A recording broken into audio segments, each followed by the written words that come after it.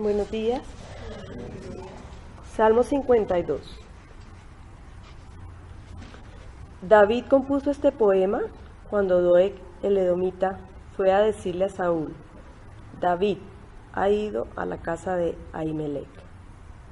Y tú, campeón de la maldad, ¿por qué andas siempre presumiendo de tu maldad? Tienes la lengua como navaja. No piensas más que en destruir y en hacerle daño a los demás. En vez de hacer lo bueno, prefieres hacer lo malo. En vez de decir solo la verdad, prefieres decir mentiras.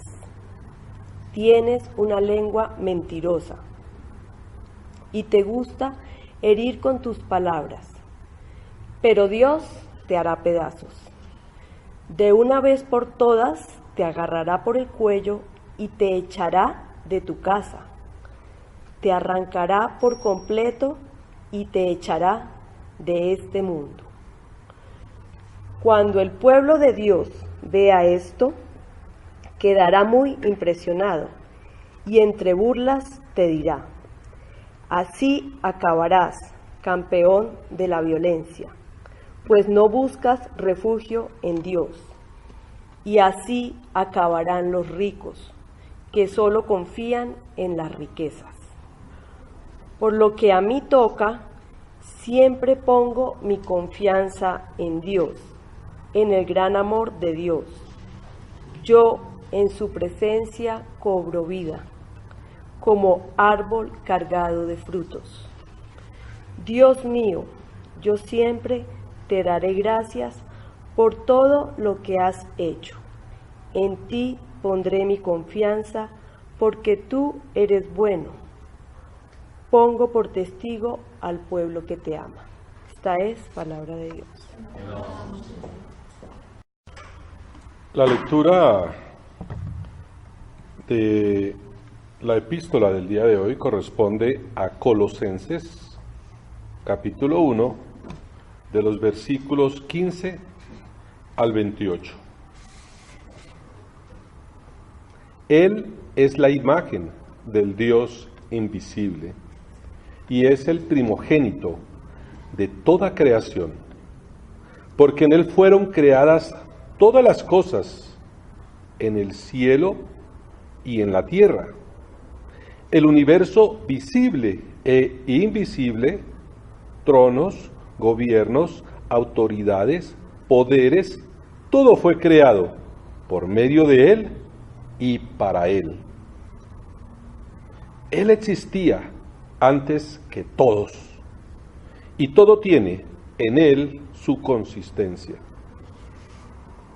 Y Él es la cabeza del cuerpo, es decir, de la iglesia.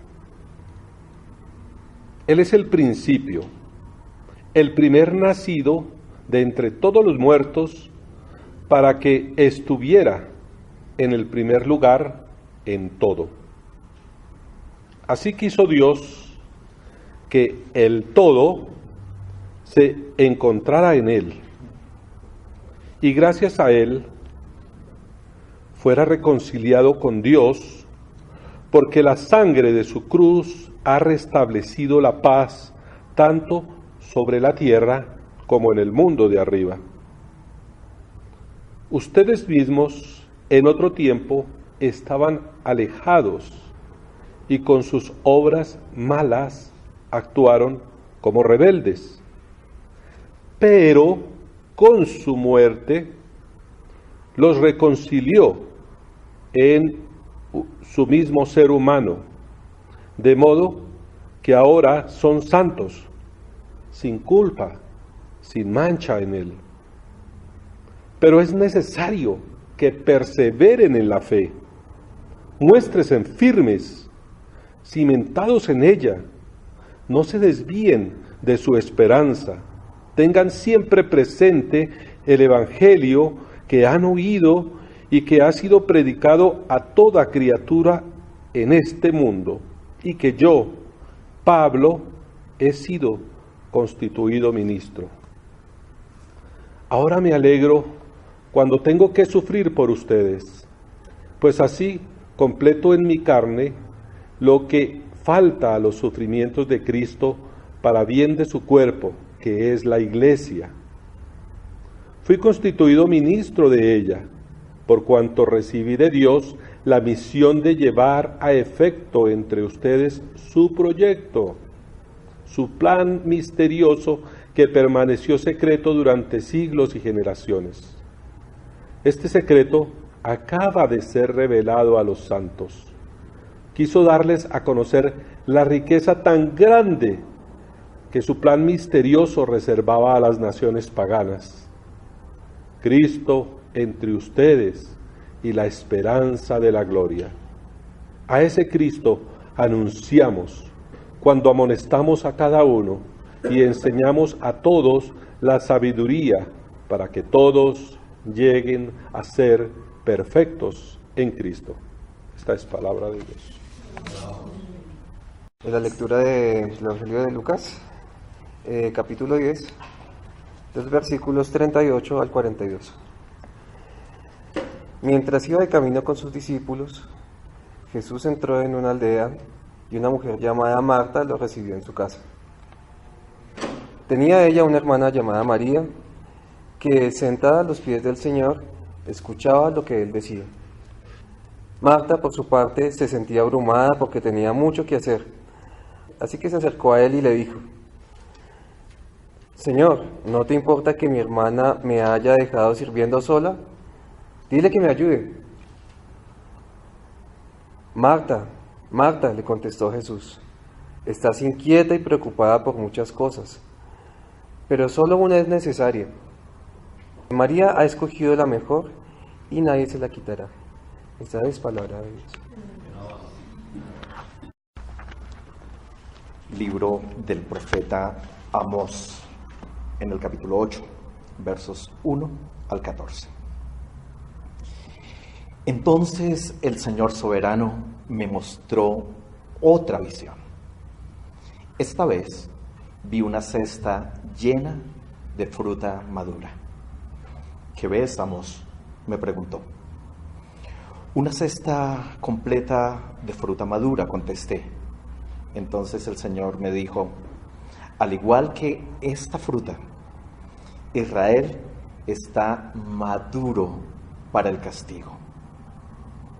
No volveré a demorar su castigo.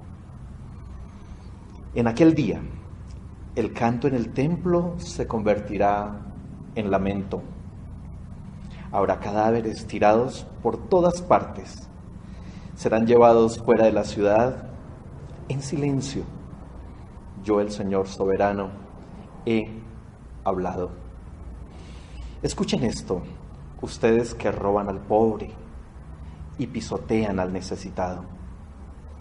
¿No pueden esperar hasta que termine el día de reposo y se acaben los festivales religiosos para volver a estafar al desamparado? Pesan el grano con medidas falsas y estafan al comprador con balanzas fraudulentas.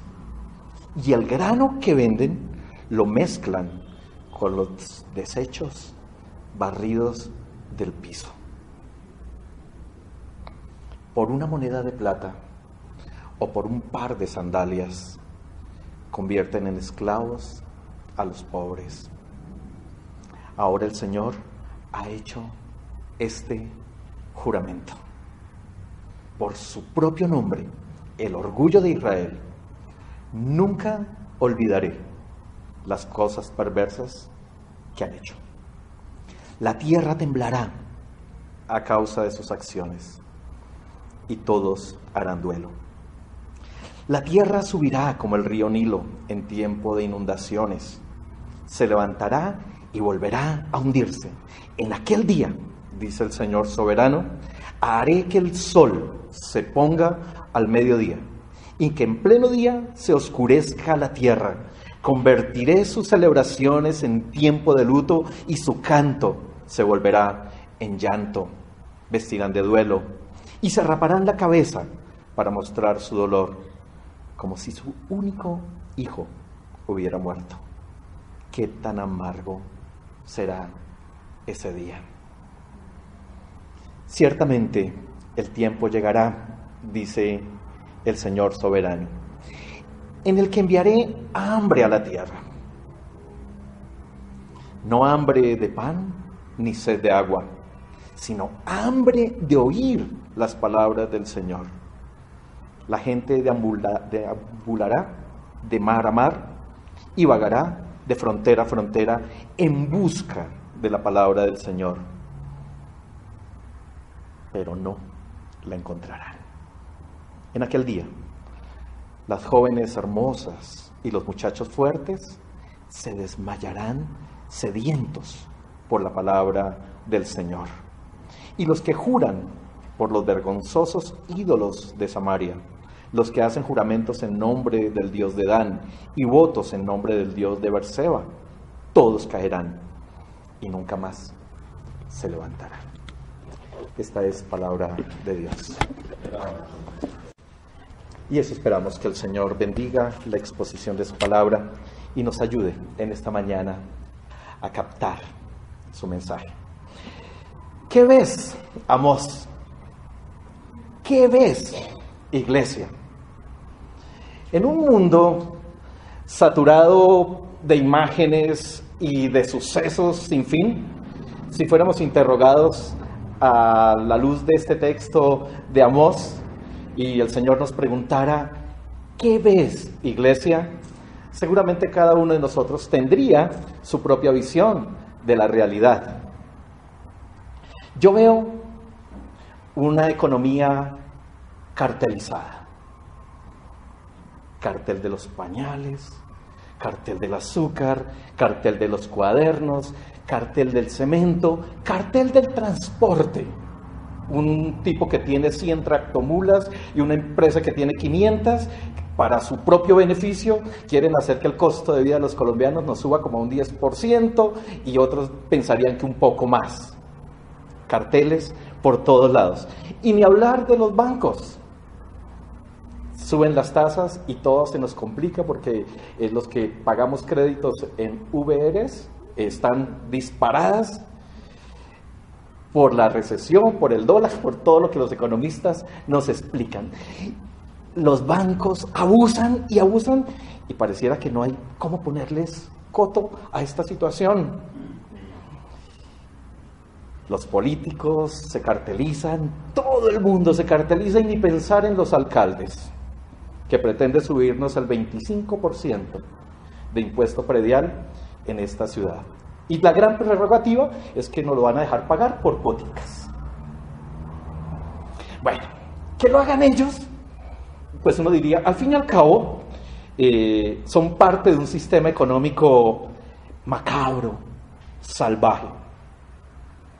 Pero que lo haga el pueblo de Dios, que esto suceda en la iglesia del Señor, es un índice de que algo anda muy, muy mal en nuestro tiempo. Hoy vamos a examinar lo que el profeta Amós vio, y a través de lo que tradicionalmente se sugiere para interpretar una profecía, es decir, lo que denuncia, lo que anuncia y lo que pronuncia, buscaremos algunas implicaciones que nos ayuden a nosotros a responder la pregunta, ¿qué ves, iglesia? Para corregir o para afirmarnos en nuestra esperanza. Algunos antecedentes.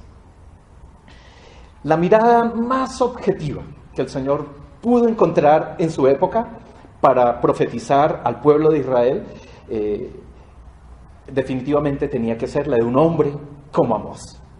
Porque seguramente si elige uno de los profetas de la iglesia o de la corte real, estaban algo sesgados. Pero Amós cumplía con las condiciones que cualquiera de nosotros hoy en día también cumpliría. Era alguien de la vida rural, era alguien que tenía su tierra, que trabajaba boyero, es decir, que conducía sus bueyes y hacía los surcos para cultivar sus higos.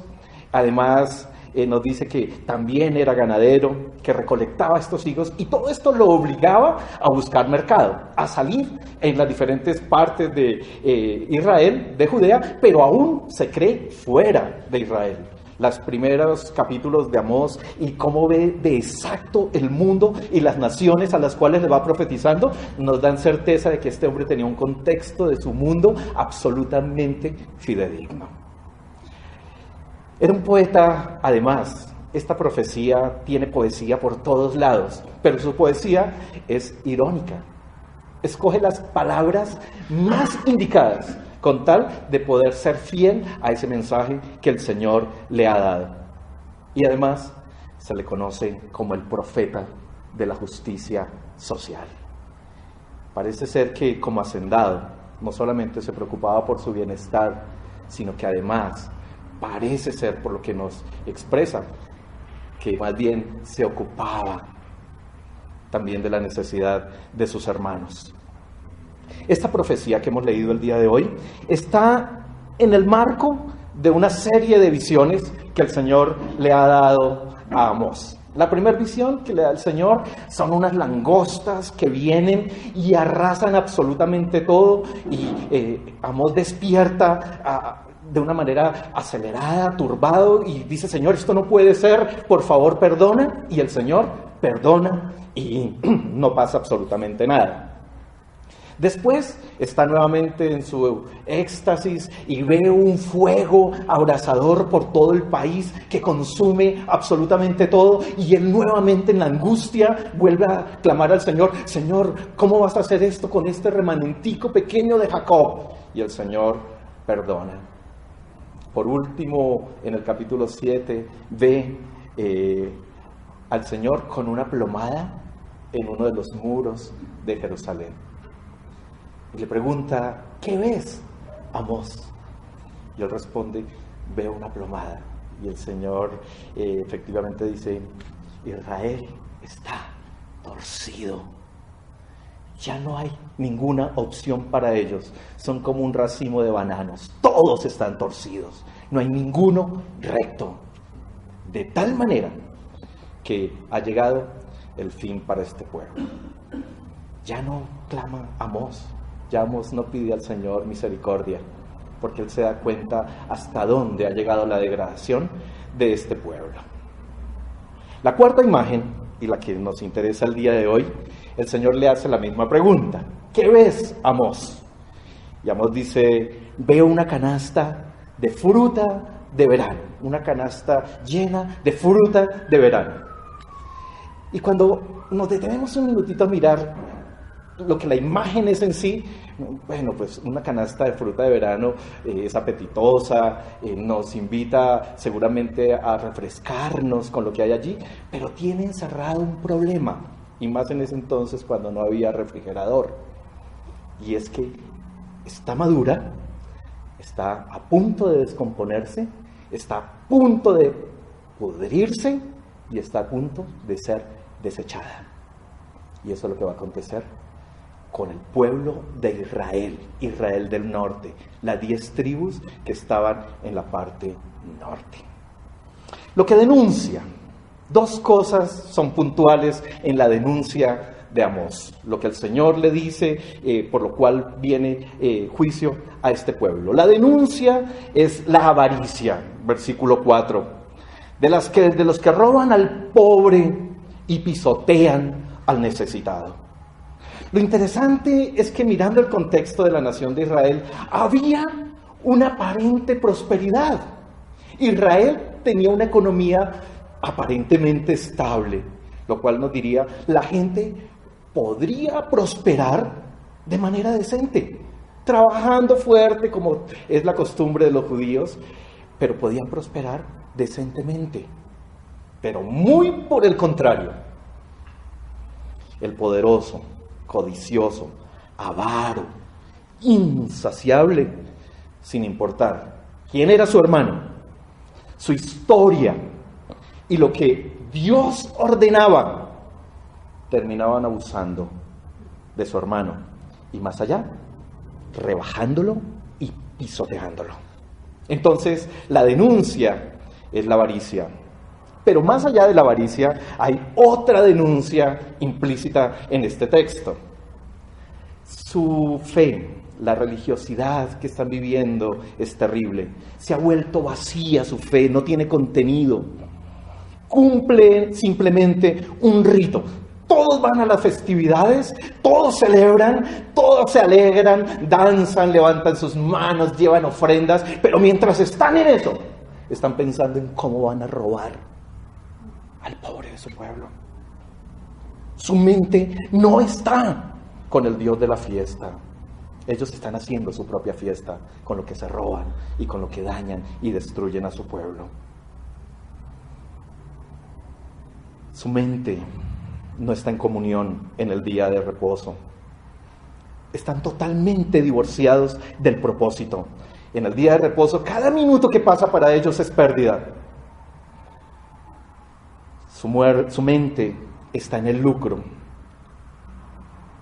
Cada minuto es pérdida para su economía. Pudiéramos decir entonces que la denuncia es puntual. Religiosidad mezclada con avaricia solo producen una prosperidad enfermiza e insaciable que se refleja en el abuso al más necesitado. Lo que anuncia, el profeta anuncia de parte de Dios que viene castigo. Y viene castigo porque el pecado del pueblo llegó a un punto máximo de maduración. Y ahora viene la desintegración, la putrefacción. Anuncia que no olvidará las cosas perversas que han hecho y que no pasará por alto esto. Y nos preguntamos, ¿qué es lo que tiene tan disgustado al Señor? ¿Qué es lo que hace que el Señor reaccione de una manera tan fuerte con este pueblo de Israel del norte? Pesan el grano con una medida falsa. Y no estamos tan lejos de esa realidad. No es sino hacer un poquito de control de parte de la superintendencia y todas estas cosas empiezan a aflorar también en nuestra realidad. Estafan al comprador con balanzas fraudulentas. Lo más degradante, ni siquiera lo que se cae lo dejan perder, lo mezclan con lo bueno y eso es lo que le venden al pobre, no a los de su clase. A los de su clase les vendemos en Carulla, en Pomona, pero a estos revueltico, de tal manera que nada, absolutamente nada pierden. Por una moneda de plata o por un par de sandalias se atreven a esclavizar a su propio hermano. La desintegración social que se está viviendo en Israel es tan horrible. Lo que ha generado la codicia de los poderosos es tan alarmante que una figura jamás vista ni permitida por el Señor en el pueblo, la esclavitud de sus hermanos, ahora se ha desbordado. La ley nos decía que ellos no podían tener esclavos, porque esclavos habían sido en Egipto.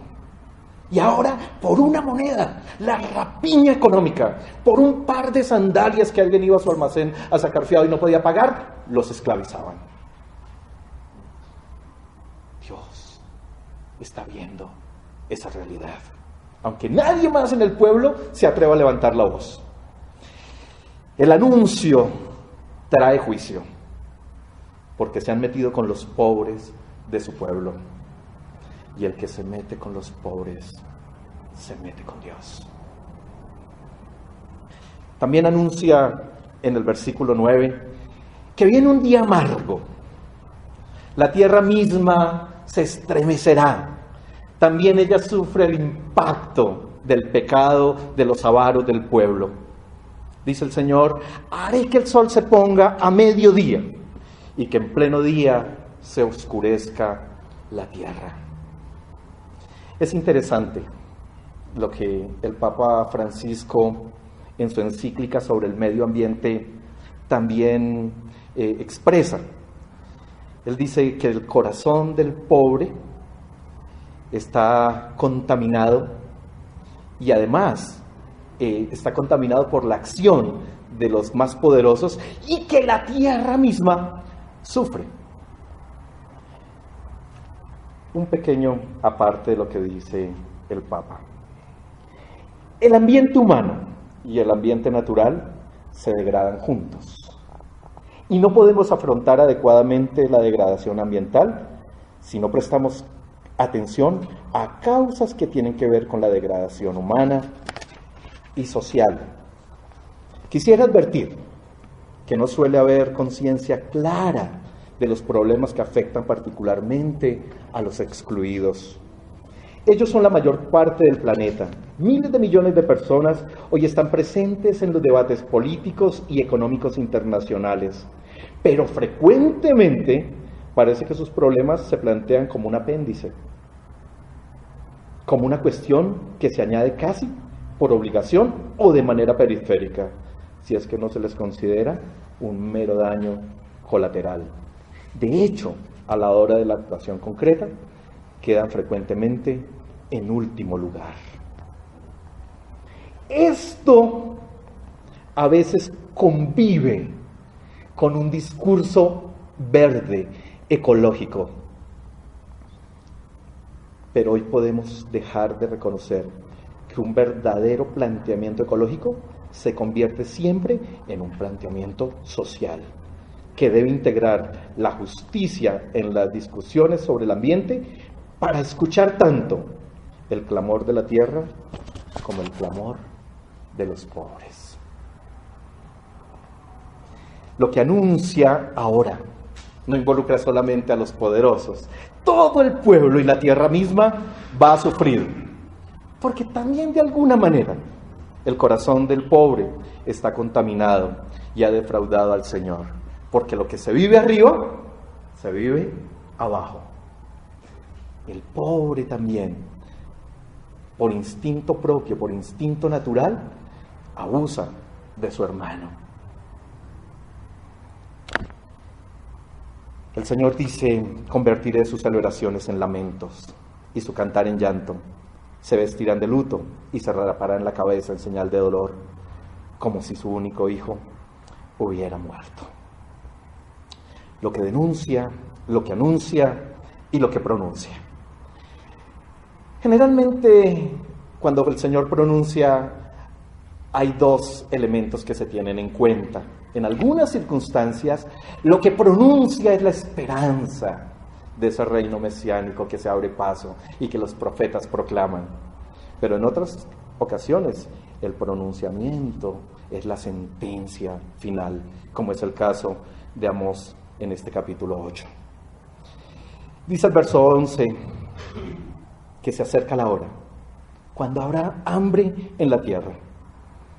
Lo particular es que no será inanición por alimentos ni agua, será hambre de oír las palabras del Señor. Y en su afán la gente irá de oriente a occidente, de norte a sur, irán por todos lados buscando, pero no encontrarán esa palabra del Señor.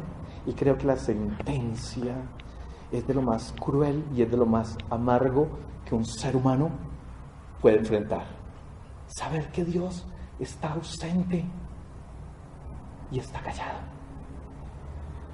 Yo no sé si usted alguna vez ha experimentado ese desierto que en algunas instancias enfrentamos los hijos de Dios en nuestro peregrinaje espiritual por la vida. Pero yo prefiero todo, absolutamente todo, menos al silencio de Dios, menos a la ausencia de Dios. Qué castigo más terrible que tiene que enfrentar ese pueblo. Quisiera enfatizar mi reflexión en la pregunta que el Señor hace al profeta. ¿Qué ves? Pero que la podamos examinar entre nosotros. ¿Qué vemos como iglesia? Yo veo un pueblo de Dios que actúa de manera muy similar como el pueblo de Israel. La rapiña, el abuso contra el pobre son pan de cada día. Hay abuso en la fe, se enriquecen unos pocos, se levantan empresas de fe, emporios de fe, donde importa una estructura física generalmente, más que la realidad de los que van a ocupar esa estructura física, que por lo regular son los pobres de nuestras ciudades.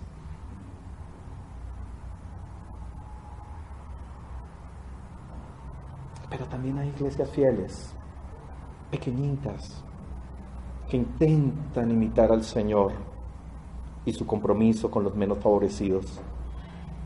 No se involucran solamente en sus oraciones, sino que hacen algo más por esos pobres y por esos necesitados que también sufren. Pero además de involucrarse con lo que son nuestros pocos recursos, intentan al máximo acompañarles en su dolor. Veo hambre de palabra de Dios. Gente que deambula de aquí para allá, de un lugar a otro, buscando una palabra de Dios. Pero solo encuentran una feria de emociones agitadas que disfrazan la verdad. Y continúan su peregrinaje domingo a domingo, semana en semana, de lado en lado, buscando una palabra de Dios que no encuentran y solamente se conforman con las migajas de unas emociones revueltas.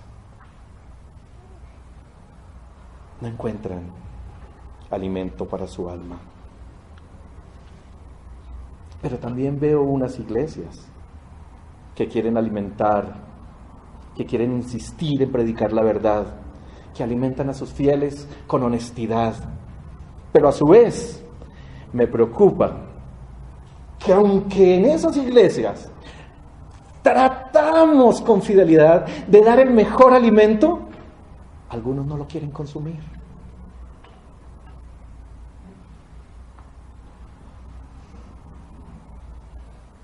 Otros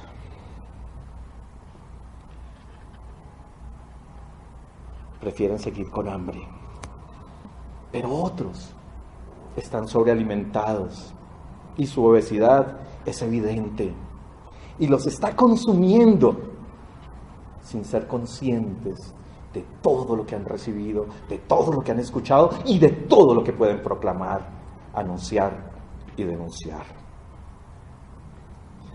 Veo una iglesia elitizada, ensimismada. Cada vez se rige más por las directrices del mundo económico. Como cualquier multinacional, llega y arrasa y quiere despedazar y hacer desaparecer al más pequeño. Y como si fuera poco, los medios de comunicación lo utilizan como satélites, como el pequeño Éxito Express, para acabar por completo al más pequeño. Qué realidad que tenemos en medio nuestro. El Señor sigue siendo el mismo de ayer, el mismo hoy, y será el mismo mañana. Y podemos pronunciar con certeza que el Señor hará justicia. Y mucho me late que gran parte de la iglesia contemporánea está como esa canasta de fruta madura, esa canasta repleta de fruta madura de verano. Y no es que me alegre, hermanos, que el Señor vaya a hacer juicio. Por el contrario, ¿cómo anhelaría más bien que toda esa realidad de esas iglesias se transformara y que todos como pueblo de Dios empujáramos el bus para el mismo lado y consiguiéramos que el reino se estableciera en medio de la podredumbre de nuestra ciudad y también de las realidades de nación y de mundo que tenemos? Eso sería lo ideal y no podemos parar de orar por esa realidad. Pero por lo que vemos, más bien parece que el juicio de Dios se aproxima contra esas experiencias.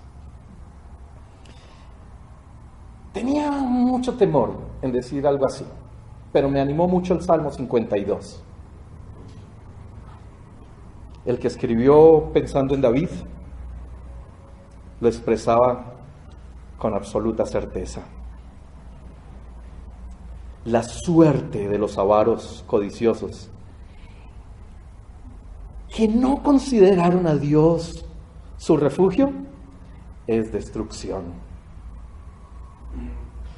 Mientras el mismo salmista podía decir: pero yo, como verde olivo, en la casa de Dios confío, en la misericordia de Dios por siempre jamás. ¿Que va a venir destrucción para ellos? Va a venir, pero nosotros nos refugiamos en la misericordia del Señor. Estoy persuadido, hermanos, que Amós vislumbró su esperanza en un Mesías que cambiaría la realidad de su pueblo, según él lo percibía. Analizando el día en el que el sol se puso a mediodía y que la tierra se oscureció a plena luz del día, se me ocurre pensar que ese día ya aconteció. ¿Recuerdan lo que pasó en el Calvario? 3 horas de oscuridad. Cuando el Señor era crucificado, también la voz profética del momento, la voz de la justicia social, el que amó a los pobres, el que amó a los pobres, el que comió en casa de María y de Marta, el que estuvo allí y sencillamente expresó su amor a todas las realidades y a todos los excluidos de la tierra. Ese que moría en la cruz fue testigo de este día que se había proclamado alguna vez en la historia. Y creo que él mismo tomó una opción preferencial por este gremio porque a él pertenecía. Vino sin nada, vivió sin nada y aún se fue desnudo. Me parece que el apóstol Pablo, en la carta de los Colosenses, lo expresa de la manera más sublime y extraordinaria a partir de aquel cántico de la iglesia primitiva. Jesús es Dios. Jesús es Dios. Él es la imagen del Dios invisible. La muerte no lo pudo retener. Y Él es el misterio de Dios mejor guardado por todos los tiempos. A nosotros, que antes éramos extraños, excluidos y paganos, a nosotros nos dio a conocer la espléndida riqueza que significa ese secreto, ese misterio guardado por las generaciones. Cristo para ustedes, esperanza de gloria. Seguramente, hermanos, habrá necesidades, pero con esta riqueza de Cristo en nuestra historia, no más pobreza. Eso sí se lo aseguro. ¿Qué ve, iglesia? Y tendríamos que decir que vemos un Cristo resucitado, que sigue identificándose con los pobres de la tierra, esperanza de gloria para todos los desposeídos de la tierra. Si eso vemos, también tendremos respuesta para esos que viven esa realidad y esa necesidad como nosotros. Incline su rostro y oramos, hermanos.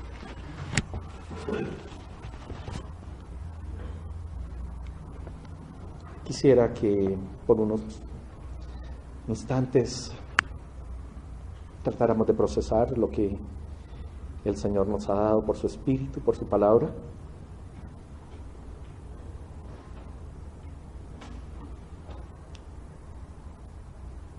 Y según lo que veamos como parte de esta vid, de estos pampanitos, según lo que veamos podamos traducirlo en oración, en respuesta a nuestro Dios.